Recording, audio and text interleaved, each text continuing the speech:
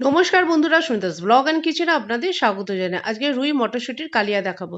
প্রথমে মিক্সি জারে কিছু পেঁয়াজ ও 4-5 কোয়া রসুন, একটা টমেটো ও কিছু আমি এখানে ফ্রোজেন কড়াইশুঁটি নিয়ে নিয়েছি। আপনাদের এমনি কড়াইশুঁটি থাকলে সেটাও দিতে পারেন।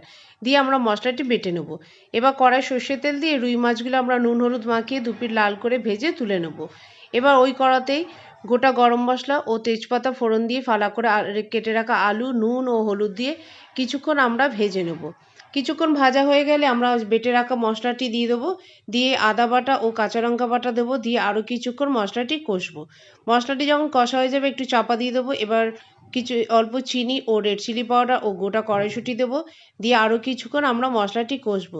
যখন মশলা থেকে তেল বেরিয়ে আসবে তখন অল্প জল দেবো। দিয়ে আমরা ঝোলটি ফুটতে দেবো।